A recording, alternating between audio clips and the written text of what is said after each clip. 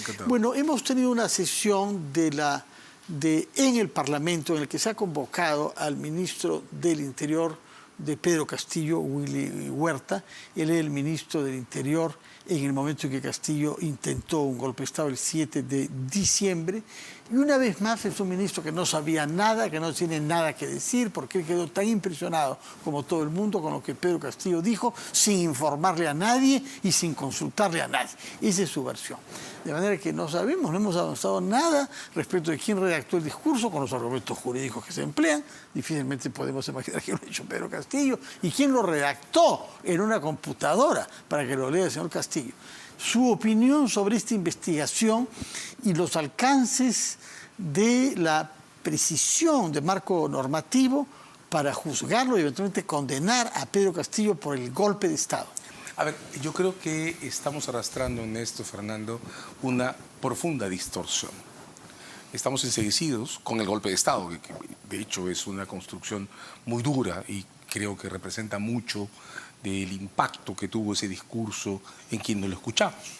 Sin embargo, estamos pasando por alto que Pedro Castillo se estaba escapando de un paquete de casos sobre corrupción que la Fiscalía de la Nación había propuesto en su contra en octubre del año pasado, que estaban estallando en declaraciones que curiosamente han desaparecido en estos 2 meses, ¿no?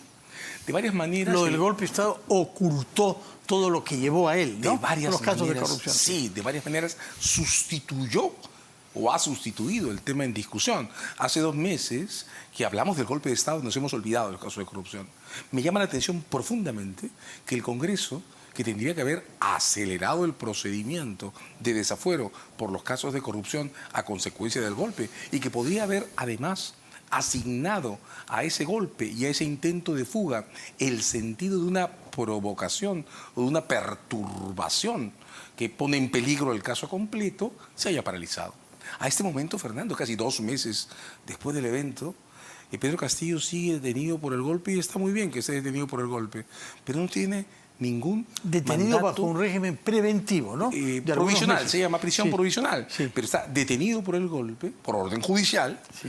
Y no tiene ninguna detención, ninguna restricción por los casos de corrupción de los que se estaba escapando. Y la Fiscalía avanza lentamente en general. Pero en este caso es el todos los Congreso. otros casos se acumulan los años, ¿no? Pero en este caso incluso es el Congreso que lo tiene en sus manos. Ya hay informe en la Subcomisión de Acusaciones Constitucionales y no hemos vuelto a saber nada del caso. Eso es particularmente importante, Fernando, porque aunque la Corte Suprema avaló el procedimiento que decidió seguir el Congreso para desaforar a Castillo por el golpe, sin notificación a la defensa, sin audiencia y sin procedimiento, esa decisión, repito, avalada por la Corte Suprema, todavía está sujeta a escrutinio. Lo discutible, digamos, los ribetes de las razones del caso por el que Castillo está en prisión, además, en términos internacionales, son muy sensibles. Déjame recordar que Alberto Fujimori fue extraditado por casos de violaciones a los derechos humanos y por casos de corrupción. Pero la Procuraduría, estaba Antonio Maldonado en ese tiempo, y en Chile Alfredo Echeverri, uno de los abogados de litigio más importantes de la historia chilena. El caso por el golpe de Estado del 92 jamás, repito, jamás se presentó por razones políticas, Corte ¿no? Suprema de Chile. No habían juzgado a Pinochet, ellos mal podían autorizar que se juzgue. Lo que pasa es que otro. esas razones políticas, Fernando, en el derecho internacional tienen una explicación. Fuera de las fronteras de un país, los golpes de Estado admiten narrativas variadas. Y lo que para nosotros es evidente, fuera puede ser distorsionado. Y lo está haciendo. Todas estas discusiones... ¿Pero qué narrativas variadas pueden caber respecto de alguien que usurpa poderes, que quiere gobernar por decreto, que suspende el poder judicial, que lo está juzgando a él y disuelve el Congreso? ¿Qué puede caber? Narrativas variadas y arbitrarias en un continente como América Latina, donde la comunidad de estados se sienta junto a presidentes como Ortega, por ejemplo, o como el propio Maduro, donde hay regímenes autoritarios avalados por la comunidad internacional. Bueno, cuando tienen éxito, ellos controlan a las Fuerzas Armadas y a la policía y se imponen. Y cuando sus aliados políticos fracasan, ellos les respaldan. Digo con esto que, aunque en términos internos está muy clara la importancia del golpe, hablando de un caso de un mandatario concentrarnos solo en el golpe y estar olvidando, como estamos olvidando, la importancia sobre los casos de corrupción, a la larga genera fisuras, genera vulnerabilidades y genera el espacio donde se está colando en la comunidad internacional la falsa narrativa del perseguido político. ¿Cómo se acorta eso hacia el futuro? ¿Cómo respetamos el futuro y los riesgos que entraña la construcción del caso? Pues poniendo al día los casos sobre corrupción y dejando en claro que Castillo se estaba escapando por los casos de corrupción que le había provocado. No es una buena idea en términos de diseño legal de un caso que va a tomar 10 años en terminar de discutirse, confiarnos el tema de corrupción. Claro, confiarnos solamente. Pero ¿por qué 10 años? ¿Por qué no hemos aprendido las demoras que han habido con otros expresidentes? No, perdón, la frase completa era esta. No es un buen negocio un caso que involucra a un presidente de la República que se va a discutir durante 10 años, confiar solo en un golpe de Estado cuando tienes en cartera, cuando hay en cartera casos importantes sobre corrupción. Bueno, estos casos, Fernando, los que involucran altos dignatarios, complejas historias de corrupción, duran mucho aquí, en Europa y en los Estados Unidos. Todavía en España se están discutiendo los casos de espionaje policial. Bárcenas, sí, sí. Correcto. Entonces, sí, el PP, digamos, ¿no? A mí tampoco me gusta que la Fiscalía tome tanto tiempo siempre, pero hay algunas historias que siempre toman tanto tiempo. ¿De acuerdo? Esta, la de un presidente de la República, sin duda va a ser una de esas, y eso es lo que creo que obliga, aunque este no sea en ese instante tan serio para nosotros el primer tema de la agenda, sin embargo, estar atentos a tener un diseño legal suficientemente sólido para sostenerse en el tiempo. Diseño legal sobre los casos de corrupción. Sobre los casos de corrupción. Ya, eso requiere antes que el Congreso culmine su propio procedimiento. Por supuesto. Porque si no la Fiscalía no puede actuar. Por supuesto, por supuesto. Tiene una inmunidad Pedro Castillo por pese a todo por 5 años después de haber dejado el cargo. Solo la inmunidad de que sea el Congreso el que habilite el procesamiento. Esa es la única que le queda. Si el Congreso no lo hace, la Fiscalía no puede acusarlo. Si el Congreso no lo hace, la Fiscalía no puede acusarlo ni puede pedir que su prisión provisional se homologue, incorpore cargos sobre corrupción. Y eso, ¿cuál es el riesgo, Fernando? Y esto es lo que a mí me parece particularmente perverso. Es como si estuviéramos tentando al sistema interamericano. Hace poco, Eugenio Raúl Zaffaroni estuvo con el señor Castillo en la prisión. Es uno de los penalistas más importantes de América del Sur. De los más importantes, guste o no guste, digamos. No es... ¿Podría refutarlo a usted? Eso es difícil porque somos litigios y eso se diseña distinto. Pero es uno de los profesores más importantes de América Latina y ha estado visitando a Pedro Castillo y ha hecho declaraciones sobre el caso del golpe de Estado. ¿En qué sentido? ¿Qué es lo que ha dicho? Él lo que ha dicho es que, desde su punto de vista, mirando las reglas del derecho comparado, técnicamente ha dicho, esto está muy mal. Y es un golpe de Estado que provoca consecuencias políticas, pero no llena los elementos del delito en sentido estricto. Esa es una discusión que podemos tener. Yo sé que no es un argumento para ley. usted, pero tiene sesgo político, porque lo relevante en el caso chileno de Echeverri, que usted ha mencionado, es que era un hombre de derecha. Por supuesto. Y sin embargo, fue después contratado, derecha de ese partido, ¿no? Claro. Y después fue contratado por Michelle Bachelet para defender su ley del aborto. Claro, y él fue ante el Tribunal Constitucional para decir, yo estoy totalmente contra esta ley, sí, me repugna el aborto, pero creo que es constitucional.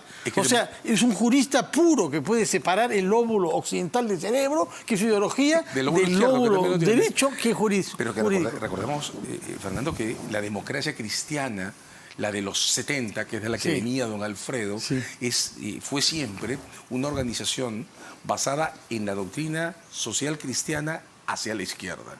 ¿Correcto? Aquí en el Perú, por ejemplo, el PPC y la democracia cristiana se dividen desde el mismo origen. ¿De acuerdo? Sí, la democracia cristiana, ¿no?, es la izquierda de la Iglesia Católica, pero es la derecha del sistema político. Es una posición muy de centro, la de don Alfredo. Pero recordar también, e insisto en esto, que la razón por la que ni Maldonado ni Alfredo discutieron sobre la importancia de no presentar a la Corte Suprema chilena el caso de golpe del 92 no es solo porque en el momento Chile seguía impregnado por la memoria de lo que había sido el pasado reciente y las cláusulas especiales de la Constitución chilena, sino que además, Fernando, siempre en el derecho internacional hay resistencia a homologar casos de golpe de Estado. ¿Por qué? Porque en los golpes de Estado hay un Estado agraviado. Otro Estado no tiene por qué hacerse cargo de agravios nacionales. Es muy difícil trabajar ese tipo de casos. Pero en la sede interna, como es el caso del Perú, parece inapelable. Inapelable. Y la prueba es que ninguno de sus ministros lo defiende, ni Betsy Chávez ni Aníbal Torres. Y la prueba es que la Corte Suprema ha estructurado con mucha claridad los términos en los que esto es un caso de tentativa. Lo que ocurre es que sigue siendo no una teoría dura la que tenemos respecto al golpe, sino que es una teoría más bien blanda. Y conforme uno se aleje de lo que representa para el Perú ese golpe, se hace más discutible. Entonces, no es la teoría, no hablo de verdad o falsedad, hablo de solidez y de diseño de casos legales. No es la teoría con la que yo querría que el caso Castillo sea discutido ante la Corte Interamericana de Derechos Humanos, por ejemplo, y el hecho que haya sido Eugenio Raúl Zaffaroni quien le visite, antiguo presidente de la Corte Interamericana, sugiere mucho en qué dirección se quiere mover esta correlación internacional. El presidente de Colombia, el de Chile, la de Argentina, Ortega en Nicaragua, México, respecto a él. 5 presidentes forman un riesgo a nivel interamericano. ¿Cómo se contiene eso? Pues dejando en claro que Castillo no solo está preso, ahora lo está. ¿Cuánto tiempo puede por tomar que avance la causa por razones de corrupción de Pedro Castillo en el Congreso y en la Fiscalía hasta que la Fiscalía solicite y obtenga de la justicia una prisión preventiva también por casos de corrupción? Lo voy a decir de esta manera, yo no entiendo por qué no la tiene. No es difícil acelerar un procedimiento parlamentario por urgencia.